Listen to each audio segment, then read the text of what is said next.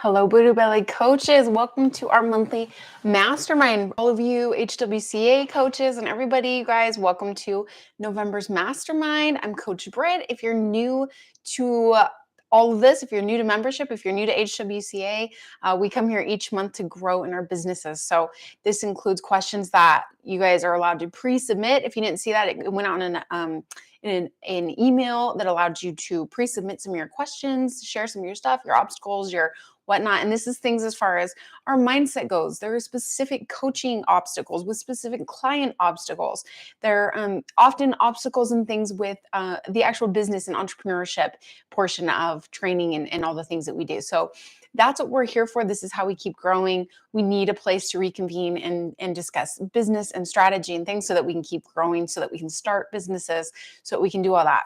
Okay, so I'm Coach Britt, founding educator for the Holistic Wellness Coaching Academy and the lead creator of Buddha Belly Life. So I'm going to start you guys today with some of the pre-submitted questions and feedback that we've gotten.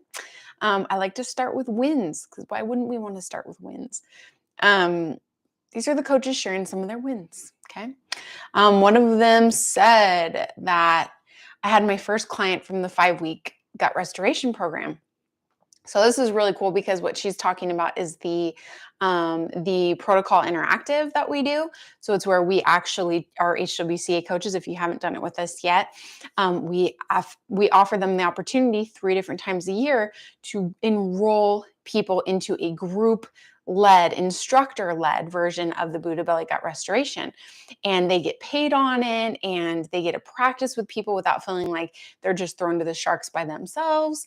I help lead this, and the coaches really take it from there too. And so it's just a way where we all feel the support and connection and all that stuff, and we're able to get feedback from clients, and the coaches get to see the feedback from other coaches' clients and things like that too. So there's just a lot of data, a lot of testimonials, a lot of experience having there, and they get paid on it. So this is a huge win. So she shared that she got her first client from the 5-week program. This means she made a conversion, which is also the goal, is to get people in on this low ticket, almost beta opportunity with some skin in the game, and then convert them into ongoing clients because they start trusting what it is that we do. So that's a huge win.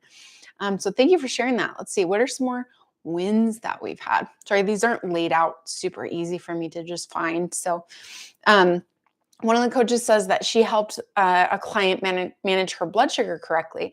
So that's really cool too, because that's something like insulin usage and blood sugar regulation is such a big problem with people. And it's something that really diet can do the most power with, unlike things like blood pressure, right, which take a longer period of time to get somewhere with.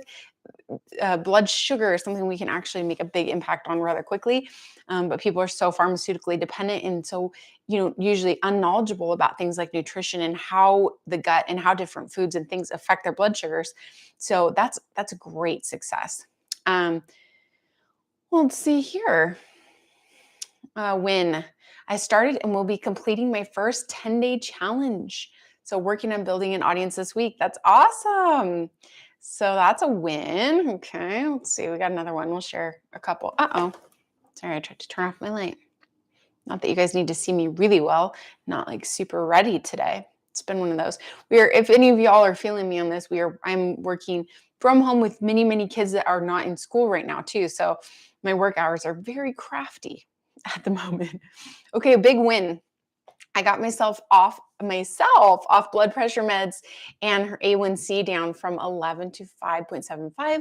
Also, a doctor called her up for the next week to meet up and work together due to my client that I'm helping, because she's been working with a client. That is an awesome win. And that is just a really great example of how we are all always works in progress, right? And us coaches are works ourselves. And so we are always, working more on our own health and those things. So that makes us better coaches. So kudos to you for doing that. Let's see, let's share some of this. So what I really love getting to, I love the wins. I really love the wins, but I really also really love the obstacles. And why? Because they're things to fix. So let's see here. Got one right here. Like I said, this isn't super easy for me to find where these are, but okay.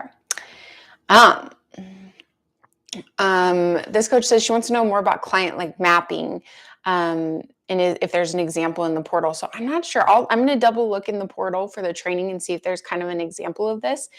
But mappings are really great. If this is what you mean by mapping, when you're asking, but kind of like the client journey, you can get a lot of ideas about this by kind of looking into things like business journey, because we do this with business too, like our map. But a client map, that's like kind of, okay, where do we want to go? Like figuring out that ultimate destination that your client wants, and then making doable points along the way, along the path. This is going to be a map. And if you can design that out for them, if you can make a visual of this, you guys, they have really cool journey maps and stuff on like Canva even too.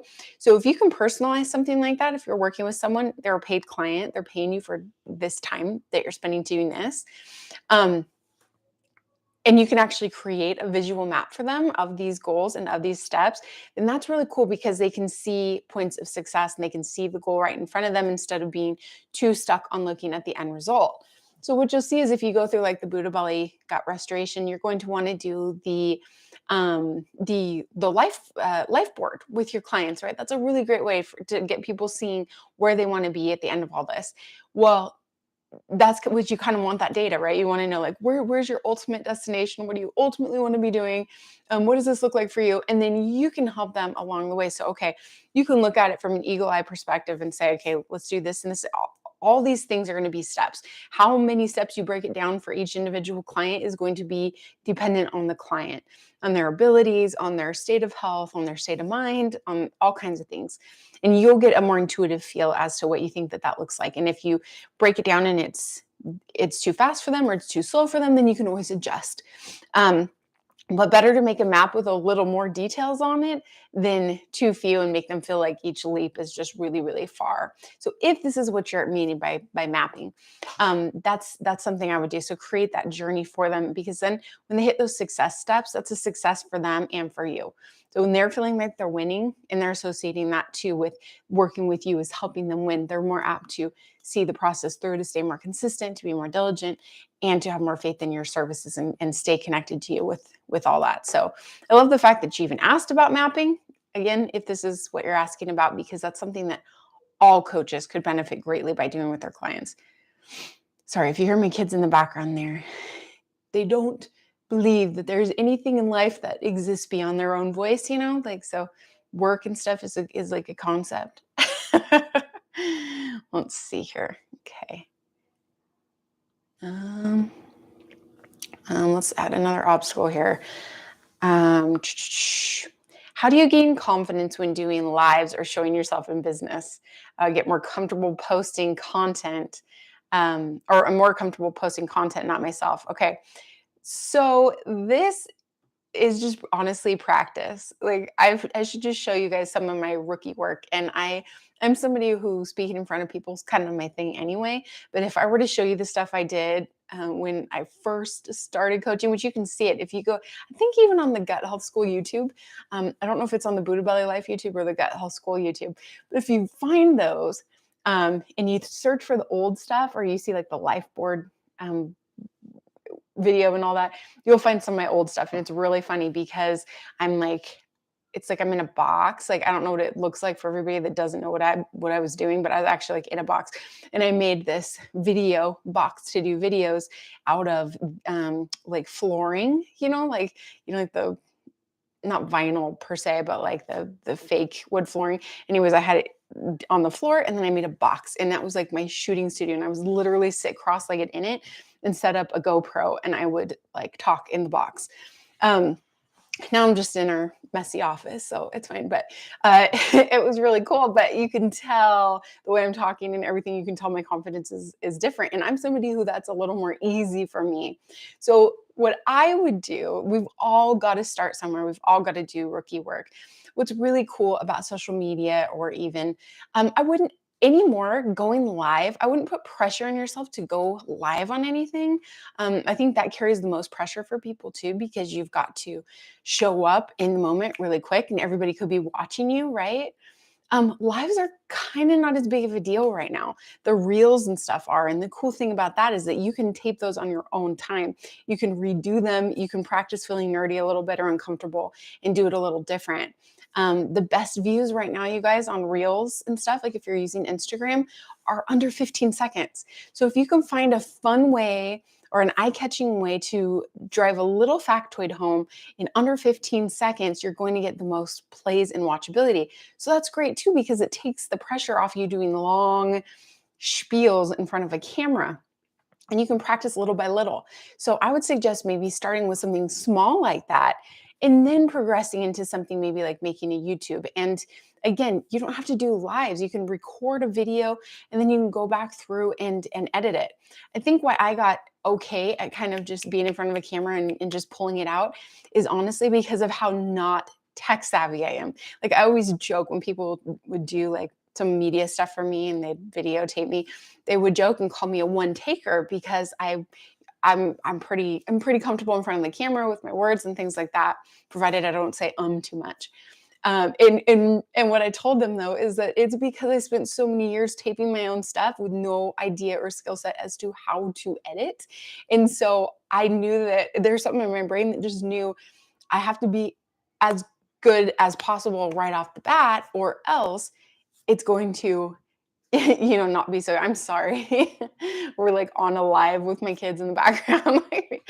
um, but anyways, I had to be really to the point, or else it was just going to be a bad video, or I'd have to re-record the whole thing. And I was like, that is not what I want to do. So that's how I got comfortable with it. So that's super funny. But if you're kind of like me and you just start small and start simple.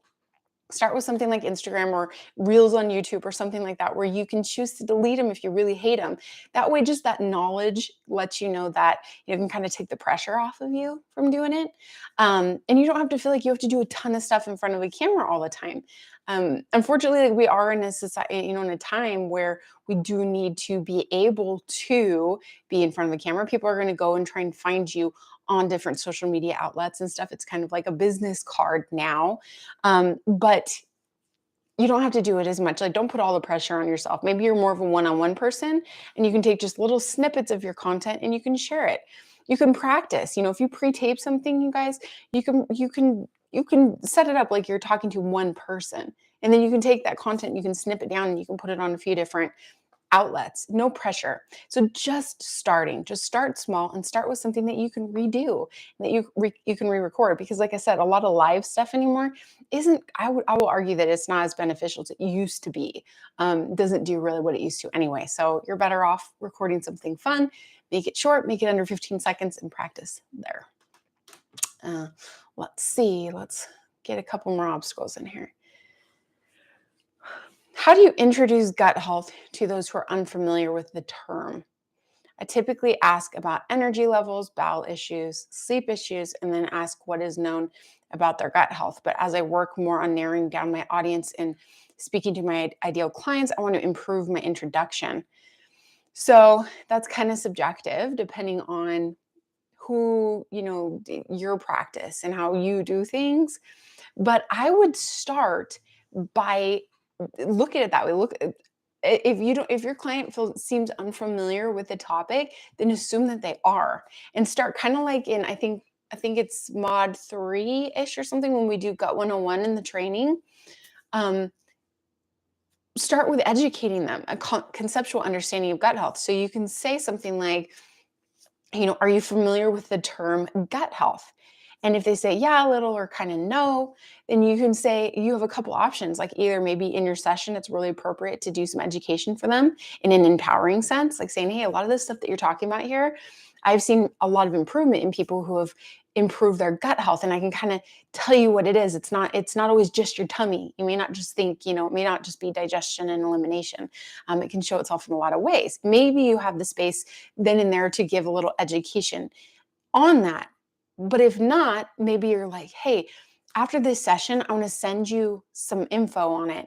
I want you to look into it and tell me if it resonates with you.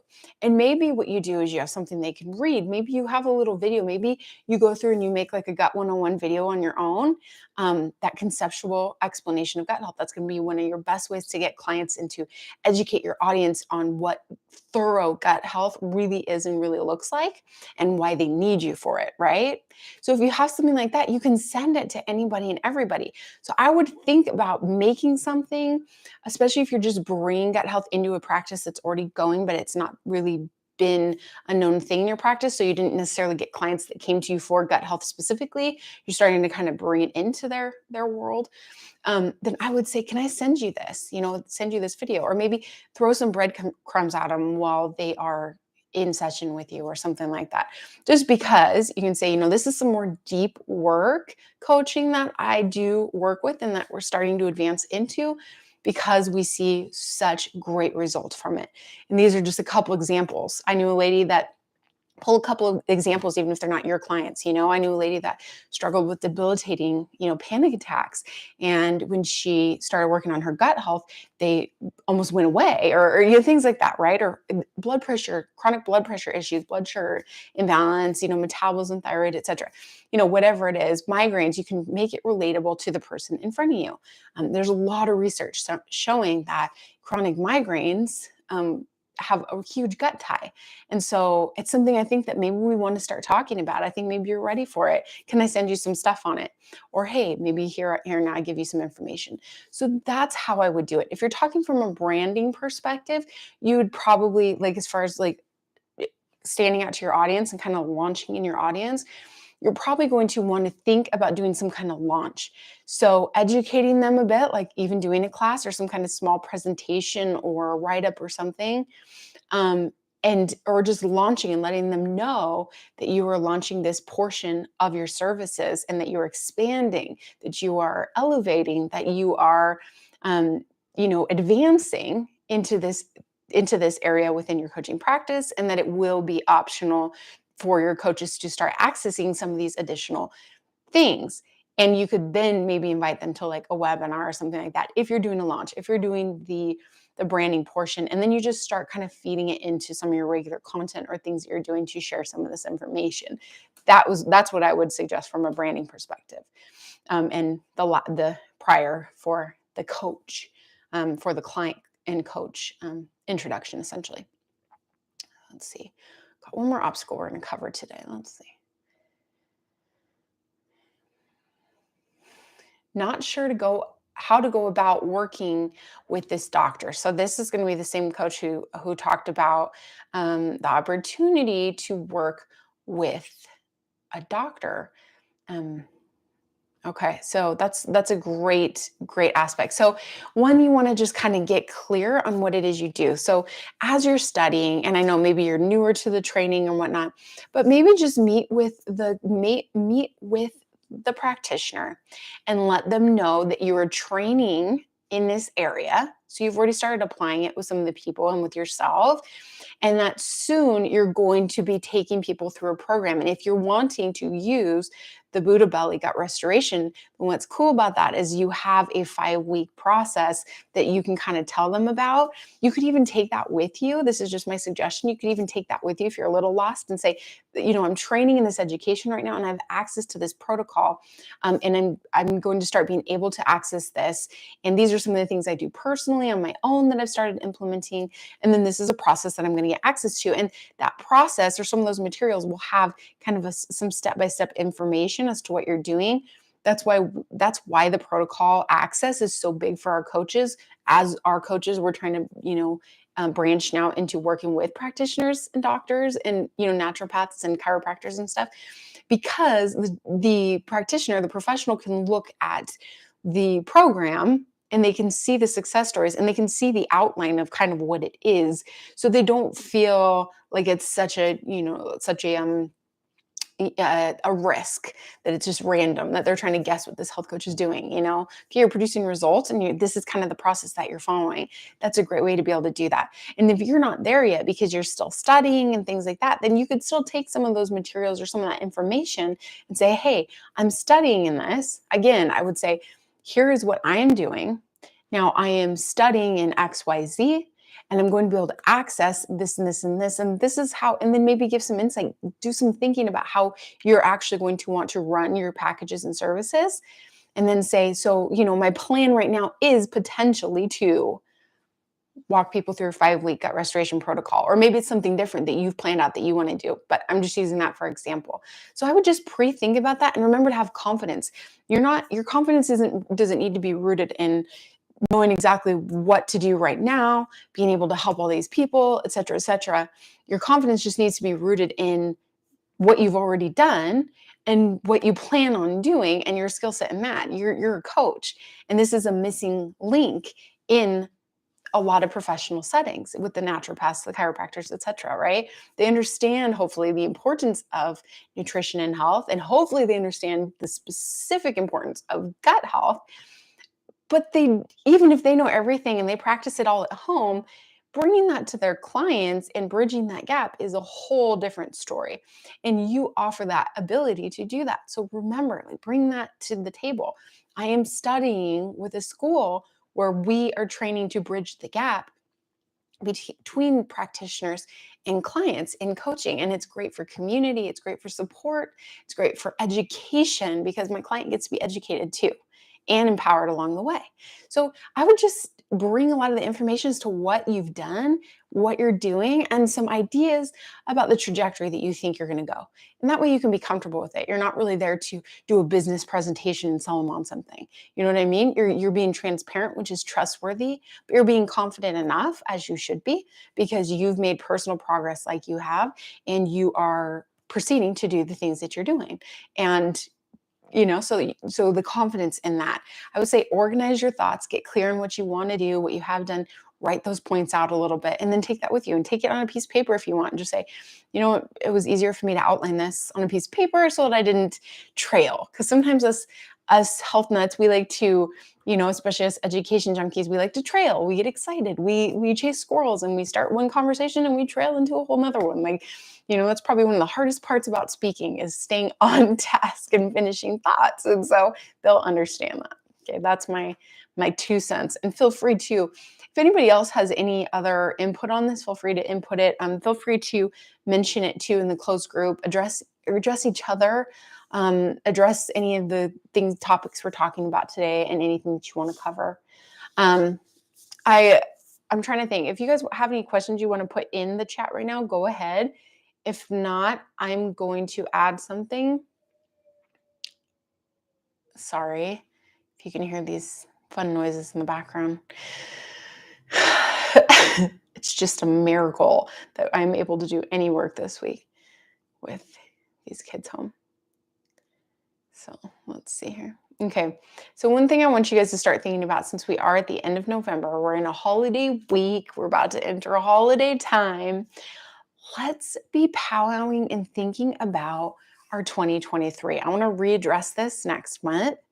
We're going to meet before Christmas next month, and then you can enjoy the holidays in the new year. And then, we've got big things going on in January of 2023. We always love that opportunity, especially in wellness, to really launch into a new year. So what I want you guys to think about a little bit is, what do you want your year to look like? This would be a great time to do a new life board, or do a life board specifically kind of for your business goals and your personal goals. And when doing your goals, here's the kicker, and this is when I'm still practicing. Remember to set your goals and then set your goals aside. So set your goals and then set your application processes for those goals, and then set the goal part aside and just work on the specific application, one thing at a time, because that's where we succeed. That's where we learn everything.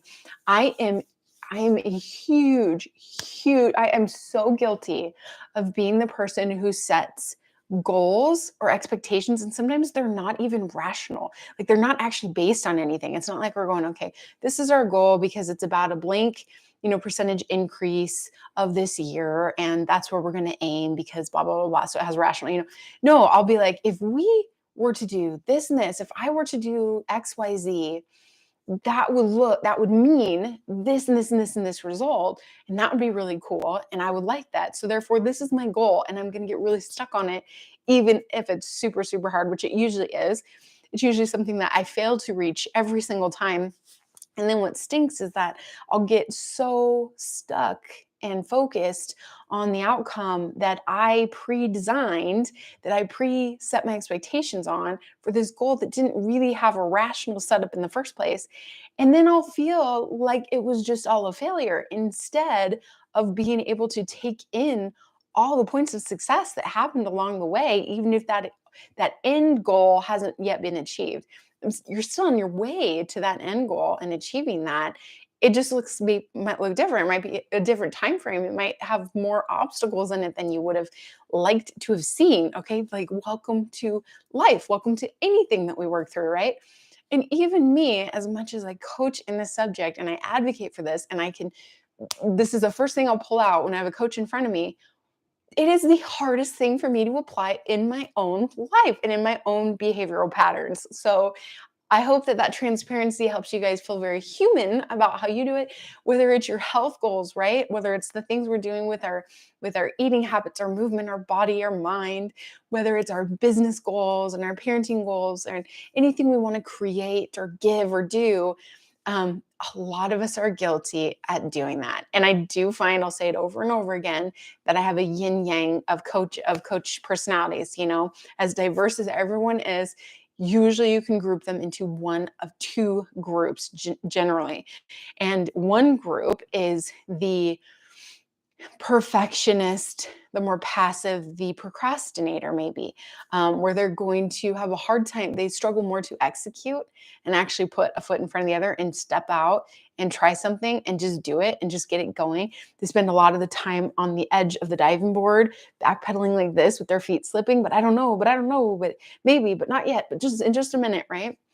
And then you have the opposite ones who are like, yes, like we're going to jump out of a plane before we've secured our parachute because it'll work out. And we've already got, we've already got this destination set and we see our target there and we need to jump at it, but we needed to actually secure our parachute and we needed to probably go through the proper training and it wasn't time to, jump yet. We didn't have all the tools we needed. But we're stuck jumping and then we wonder why we get, a bad jump or why, we're all mad because it didn't go the way we wanted it to. And like these are the two personality types. I definitely know which one I fall into, but most people fall into one or of these two. And the ironic piece is that we all need to use the exact same tools to benefit ourselves in either group, no matter what group we're in. And that is setting a goal and then setting processes of application for that goal, and then setting the goal aside where it still exists, but it's not attached to an expectation. So it's not attached to the time frame and the what it's going to look like and when it's going to look like and how it needs to look in order for me to execute it or in order for me to feel successful in the process and not be frustrated, right? So whichever side of the coin you're on, this is still the same things we need to do. So set your goals for 2023. I want to be talking about that for the next month. Let's just set up our goals for 2023 and then talk about our processes of application so that we taste success the moment that we are in action, not when we've achieved our perceived goal and not when we decide to execute something because it's perfect enough or it will be ready when, right? No, we can all start with our first step of applying. Once we know what that step is, then we just do it, and the journey will take on its own its own twists and turns, and it'll give us a good idea of the time frame. It'll make you work for it. It'll build muscle. It'll build everything that you need, because everything that you need for anything you ever do or work to achieve is built in the process of getting there. Never on the podium and the platform of having achieved it. That's just the reward that makes us think that that's where the win was, but really truly the win was in everything that came before it, and all the muscle that we had to build before we were able to stand on that podium or capable of standing on that podium. Okay. So I want you to take that into 2023, you guys. I'm really, really, really excited. We'll meet again in December. Please think about this. If you have any additional questions or anything, please use your closed group. Let's chat about your business. Let's chat about your clients. Let's chat about ideas. Get innovative for 2023. That's what we're going to be doing for the next month. And just have a really, really, really blessed holiday season.